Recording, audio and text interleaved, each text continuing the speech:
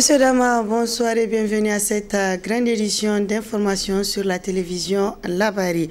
Le cercle de réflexion pour la démocratie CRD Niger a organisé ce matin un atelier de validation de la contribution des organisations de la société civile au 4e cycle de l'examen périodique universel. C'était à l'hôtel Bravia de Niamey en présence de plusieurs invités. Le compte-rendu de la rédaction. Organisé par le Cercle de réflexion pour la démocratie, cet atelier de validation de la contribution des organisations de la société civile au 4e cycle de l'examen périodique universel vise à améliorer la situation des droits de l'homme au Niger. L'activité qui aura lieu en 2026, notamment le passage du Niger pour son 4e cycle à l'EPI, l'examen périodique universel, est une opportunité pour cet ensemble de structures à travailler, à nous faire entendre et à faire entendre la voix de ceux qui n'ont pas la possibilité d'intervenir à ces niveaux. C'est un accompagnement à l'État, c'est une façon pour nous de pousser l'État à aller vers la concrétisation des engagements. Parce qu'il faut rappeler que à l'EPI, au 3e cycle, l'État du Niger a eu beaucoup de recommandations que l'État a acceptées presque à 99%. Pour nous, c'est un devoir de rappeler à l'État son engagement. Et c'est aussi un devoir pour nous de faire l'évaluation de ce qui est fait. Dans le rapport qui est soumis à votre appréciation, vous verrez des choses et que nous demandons à chacun de faire un travail avec libre conscience. Il ne s'agit pas de faire du mal à quelqu'un, il s'agit de notre pays, donc ça nous engage tous. Les partenaires à cet atelier, tels que DICAF, la coopération suisse et le Haut Commissariat des droits de l'homme, tous ont tenu à féliciter et encourager le CRD Niger pour ses efforts abattus à travers l'organisation d'une telle initiative. Je saisis la présente opportunité pour vous féliciter pour votre engagement indéfectible au cours des 3 précédents cycles de l'EPU, en participant activement aux côtés du gouvernement, aux consultations nationales pour l'élaboration des rapports nationaux, en contribuant à la mise en œuvre des recommandations et en soumettant régulièrement des contributions écrites. La présente cérémonie est la parfaite illustration de cet engagement et sera l'occasion pour vous, en étroite collaboration et en synergie avec les représentants et représentantes de l'administration, de passer en revue le projet de contribution des OSC qui sera soumis à votre appréciation et l'enrichir pour l'enrichir et le peaufiner en vue de sa prochaine transmission au Conseil des droits de l'homme de l'ONU. Le secrétaire général adjoint du ministère de la Justice a également salué l'initiative et s'engage à les accompagner. Votre engagement constant en faveur des droits humains est une source d'inspiration et de fierté, monsieur le coordinateur. La refondation de notre système de gouvernance implique un dialogue permanent, ça a été souligné tout à l'heure, entre l'État et la société civile. Nous devons avancer main dans la main pour bâtir un environnement où le respect des droits humains n'est pas seulement une obligation légale, mais une valeur partagée et vécue par l'ensemble des acteurs de la société. Je vous encourage à mener les échanges avec ouverture d'esprit et surtout esprit constructif. Vos pertinentes contributions sont attendues pour garantir que ce rapport reflète fidèlement les réalités de notre pays et qu'il serve de base solide pour orienter nos politiques futures. Je tiens également à exprimer au nom du gouvernement notre gratitude plutôt aux missions diplomatiques de la Grande-Bretagne, de la République fédérale d'Allemagne, de l'Italie, de la Suisse, ainsi qu'au Centre de Genève pour la gouvernance du secteur de la sécurité et au Haut Commissariat aux droits de l'homme pour leur précieux appui technique et financier ayant permis la conduite de ce processus exigeant de collecte, d'analyse et de rédaction. Je réaffirme ici, pour conclure, l'engagement des plus hautes autorités du Niger à collaborer davantage avec toutes les parties prenantes pour la promotion et la protection des droits humains.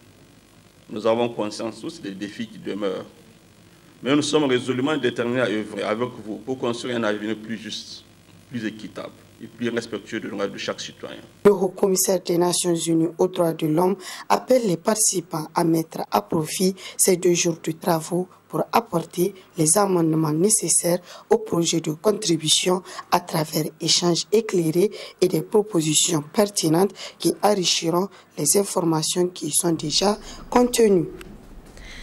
Entre négligence et prudence, le port de la ceinture de sécurité fait débat à Niamey. Mais une certitude demeure, elle protège. Le reportage avec Nana Mariama Nouri sur les images de Chebouguissou. Chaque année, les rues de Niamey sont les théâtres d'accidents souvent dramatiques.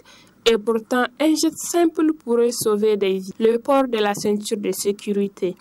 Cependant, force est de constater que nombreux usagers de la route ne respectent pas cette exigence pourtant enseignée dans toutes les auto-écoles pour l'obtention du permis de conduire. Bon, généralement dans les auto-écoles, on ne sensibilise pas les candidats ou les usagers sur certains comportements, mais on les enseigne ça.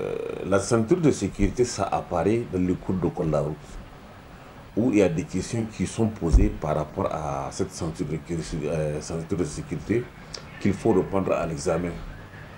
Voilà. Donc c'est une question qu'on vous pose à l'examen par rapport à l'utilité de la ceinture de sécurité au niveau de l'examen de code de la route, pour le conducteur lui-même et même pour les usagers qui sont dans les véhicules. Voilà. Parce que dans certains véhicules, dans la plupart des véhicules, les deux usagers, le conducteur et celui à l'avant, doivent porter la ceinture de sécurité. Et dans d'autres véhicules, même ceux qui sont derrière doivent porter la ceinture de sécurité. Exemple, dans certains pays, c'est comme ça. Tous les 4 usagers qui sont dans les véhicules doivent avoir, chacun doit porter une ceinture de sécurité. Donc dans les auto-écoles, on ne sensibilise pas, mais on enseigne le port de la ceinture de sécurité qui est obligatoire pour le conducteur. Ils acceptent, parce que j'ai dit tout à l'heure, c'est une question qu'on doit leur poser à l'examen. Donc ils acceptent, parce que quand vous ne répondez pas à la question, il y a une possibilité que vous échouez à l'examen de code. Donc du coup, ils acceptent le port de la ceinture de sécurité. Et même au niveau de l'enseignement, au niveau de la conduite, on les enseigne ça obligatoirement, n'est-ce pas? Parce que de nos jours même, tous les voitures qui sont confectionnées, lorsque vous rentrez dans ce genre de véhicule, vous ne portez pas de ceinture de sécurité. Il y a des voitures qui ne démarrent même pas.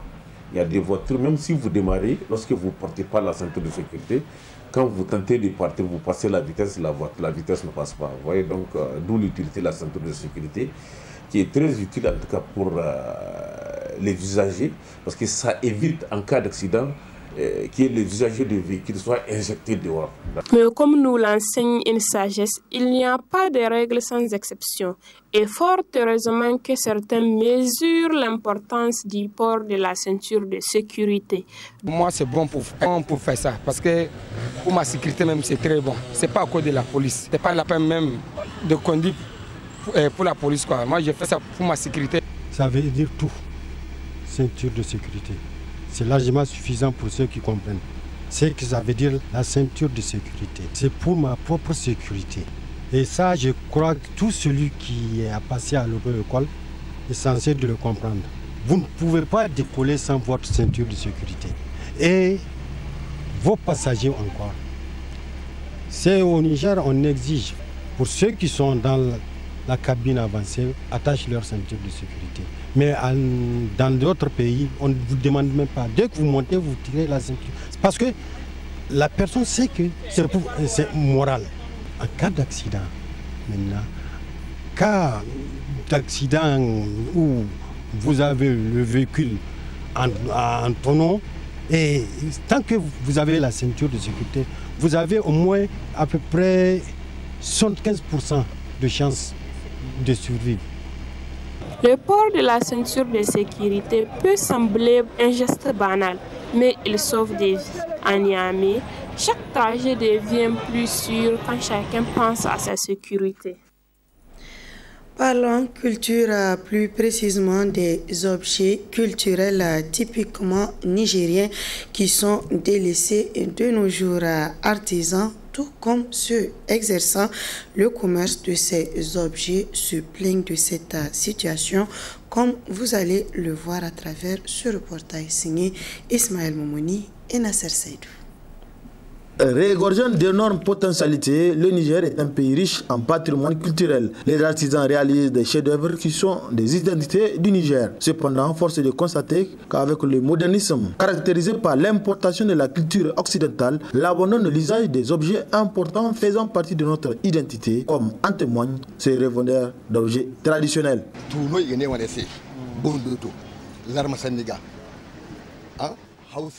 Cette calebasse est un récipient dans lequel on sert des plats tout en conservant bien les contenus.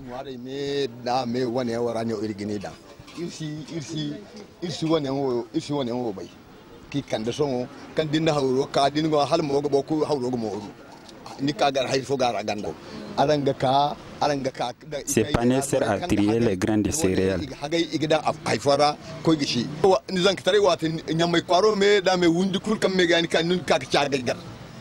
Et ces pagnes servent à la décoration des maisons et il est utilisé lors de festivités, dont notamment le mariage.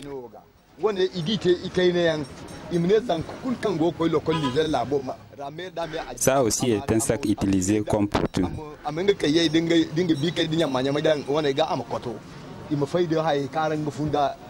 En demandant aux autorités de faire la promotion des produits artisanaux pour le développement de ce secteur, ces revendeurs des objets artisanaux invitent les Nigériens à consommer nigérien.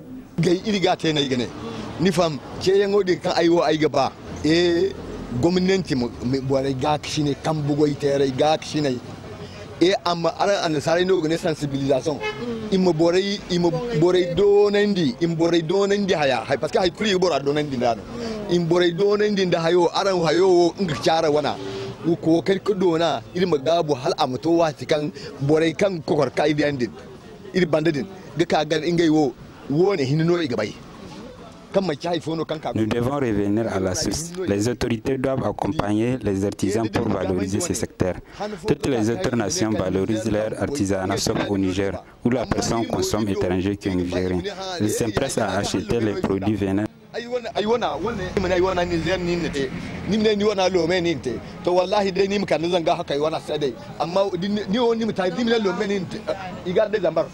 Quelle que soit la durée d'un tronc d'arbre dans l'eau, il ne se transformera jamais en caïman. Ainsi, l'abandon de sa culture au profit de l'importer ne fera pas de vous un occidental. Et quand le passé n'éclaire plus l'avenir, l'esprit marche dans les ténèbres. Les différents grands carrefours de la ville de Niamey sont des endroits choisis par les jeunes enfants pour mener des activités génératrices de revenus. Au niveau de ces carrefours, plusieurs articles sont vendus aux usagers. Le reportage est signé Nafissatou Yahya et Ibrahim Abdou. Ces enfants dont l'âge varie entre 12 et 15 ans sont sur presque tous les carrefours de la ville de Niamey pour exercer un métier.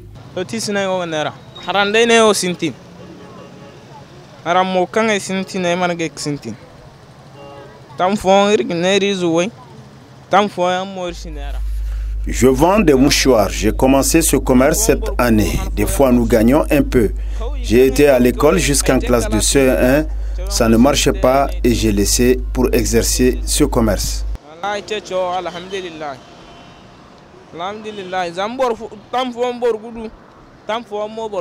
Pour Soumana, dont l'école est fermée pour des raisons d'insécurité, ce commerce lui permet de joindre les deux bouts. Je vends des mouchoirs et des bavettes. J'étais à l'école, mais maintenant je ne fréquente plus à cause de l'insécurité dans mon village à Banibangou. Avec ce commerce, je gagne un peu pour envoyer à mes parents. Ces enfants ont enfin lancé un appel à l'endroit de leurs camarades à bannir le chômage. Place à présent à notre rendez-vous hebdomadaire de la chronique judiciaire dont le numéro d'aujourd'hui traite des exceptions de procédure. Un sujet traité par Alfred Emmanuel Goubagé, juriste et président du Raza Presse. Très bonne réception et au revoir.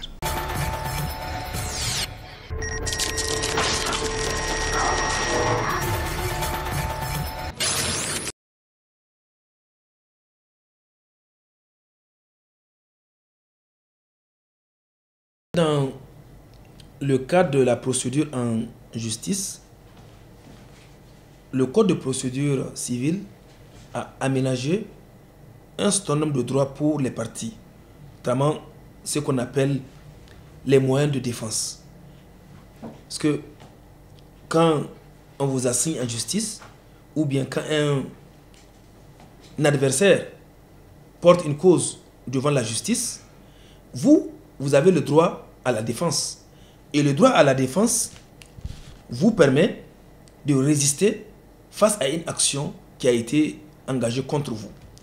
Et parmi les moyens de défense, nous avons ce que le Code de procédure civile a appelé les exceptions de procédure. Et au terme de l'article 115 du Code de procédure civile, constitue une exception de procédure tout moyen qui tend à faire taire, à faire déclarer la procédure irrégulière ou éteinte ou à en suspendre le cours. Les exceptions de procédure sont, on les cite, l'exception de caution à fournir par les étrangers, les exceptions d'incompétence, les exceptions de litispendance et de connexité, les exceptions dilatoires et les exceptions de nullité. Qu'est-ce que cela veut dire concrètement? C'est-à-dire, avant de rentrer au fond de l'affaire, les parties peuvent soulever d'autres moyens de défense. C'est-à-dire, ici, celui qui soulève une exception de procédure, il ne permet même pas au juge de toucher le fond de l'affaire. Exemple, vous êtes poursuivi pour vol. Le juge est appelé à examiner ce dossier contre vous. L'exception de procédure vous amène à déclarer la procédure qui a été engagée contre vous irrégulière, ou bien à montrer que la procédure est éteinte, ou bien à chercher à ce que cette procédure soit suspendue. Donc vous voyez ici, c'est un moyen qui permet à une partie de suspendre la procédure ou de bloquer l'action. C'est un moyen de défense. Avant même que le juge, vous ne donnez même pas la possibilité au juge d'aller au fond de l'affaire pour traiter de ce qui est reproché contre vous. C'est ça les exceptions de procédure. Et parmi ces exceptions de procédure, nous avons plusieurs types. Notamment, l'exception de caution à fournir par les étrangers. C'est ce qu'on appelle communément l'exception de caution judicatum solvi. Cette caution veut dire quoi? Vous savez, dans un procès, vous pouvez avoir plusieurs parties. Vous pouvez avoir des nationaux, tout comme des étrangers. Un étranger peut engager une action en justice au Niger contre un Nigérien. Maintenant, la loi a prévu que si un étranger a assigné un Nigérien ou a porté une affaire, une prétention devant un juge contre un Nigérien, eh bien cet étranger est obligé de fournir une caution. Cette caution sert de garantie pour le citoyen nigérien. Parce qu'il n'est pas dit forcément qu'il aura raison, parce que le juge n'a pas encore examiné le dossier.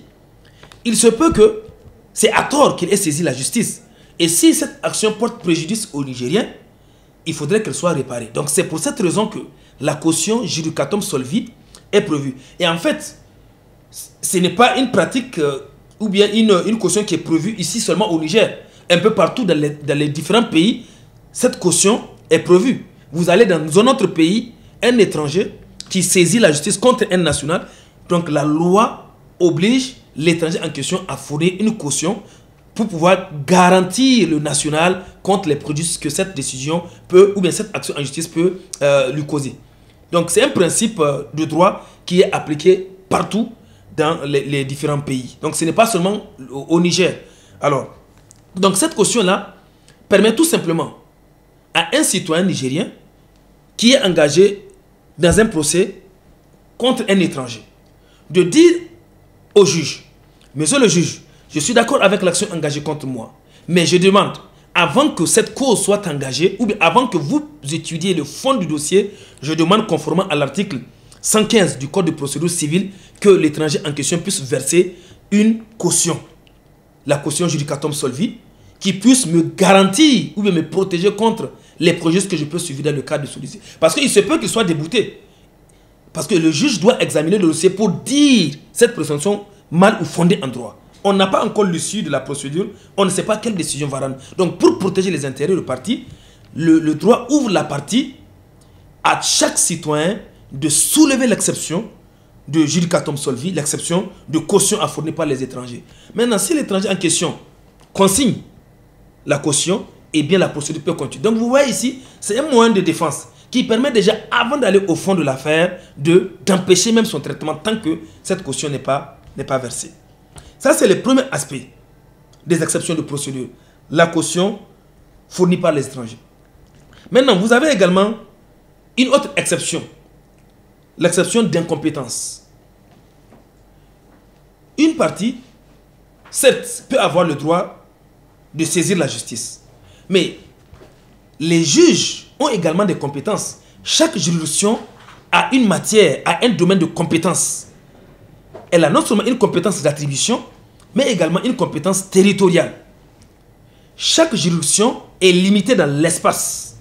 Mais si vous saisissez une juridiction qui n'est pas compétente sur un espace déterminé, donc ce juge ou cette juridiction sera incompétente.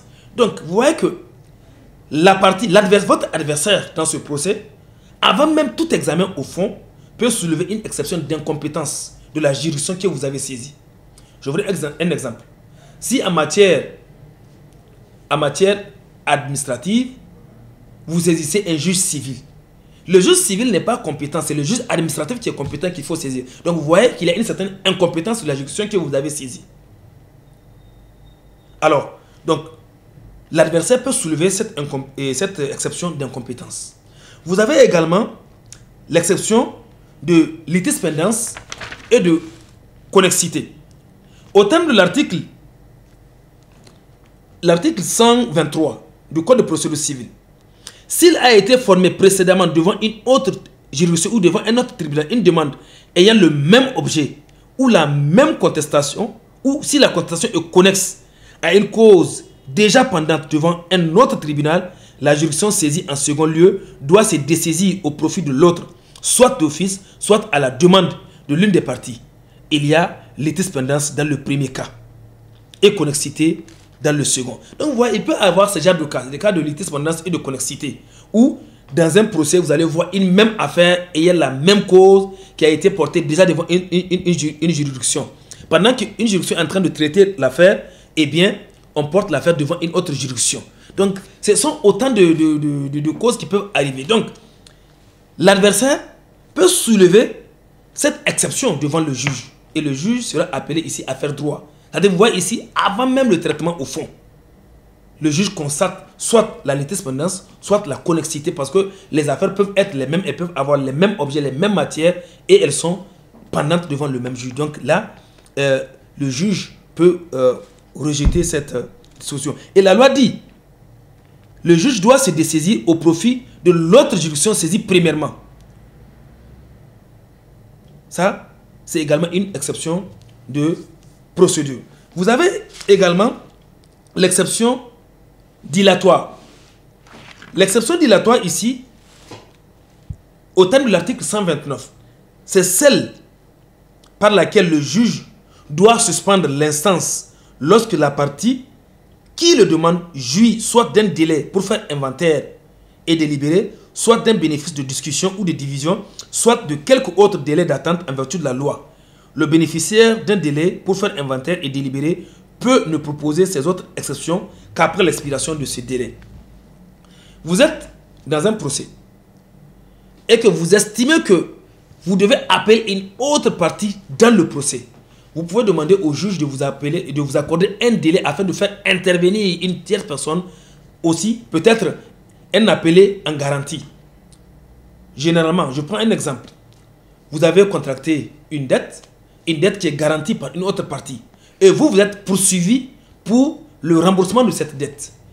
Étant donné que vous avez une garantie qui est là, soit une banque ou bien une tierce personne qui a assuré votre garantie et vous êtes poursuivi, vous pouvez demander au juge un délai afin de faire venir votre garantie pour qu'elle puisse prendre fait et cause pour vous ou bien vous soutenir dans ce procès. Vous voyez, c'est un délai ici ou bien c'est une exception dilatoire qui est ouverte à chaque citoyenne. Donc, vous avez également l'exception de nullité. Au terme de l'article 131, la nullité des actes de procédure pour vice de forme ne peut être soulevée d'office par le juge. Elle peut être invoquée au fur et à mesure de l'accomplissement des actes. Par contre, elle est couverte si c'est lui qui l'invoque a postérieurement à l'acte critiqué fait valoir des défenses au fond ou soulever une fin de non-recevoir. L'exception de nullité également, c'est une exception qui est reconnue à injusticiable dans un procès. Chaque citoyen peut soulever la nullité d'un acte. Vous voyez déjà, si l'acte en question ou bien un acte est nul dans une procédure, eh bien, vous pouvez attaquer cet acte-là en demandant au juge de constater cette exception, en demandant au juge que vous, avant même le fond, l'examen au fond de l'affaire, vous voulez qu'on constate la nullité de cette affaire et par conséquent qu'on n'aille même pas au fond de l'affaire. Et bien souvent, les gens soulèvent ces exceptions pour ne même pas permettre que le dossier soit traité. Et pour bloquer, comme on l'a vu tout à l'heure, soit éteindre l'action, soit bloquer l'action ou empêcher le traitement. Donc, ce sont autant de moyens de défense que la loi a ouverts aux parties en litige. Maintenant, plus tard, nous verrons également d'autres moyens de défense que le Code de procédure a donné comme possibilité aux parties afin d'assurer efficacement leur défense en justice. Je vous remercie.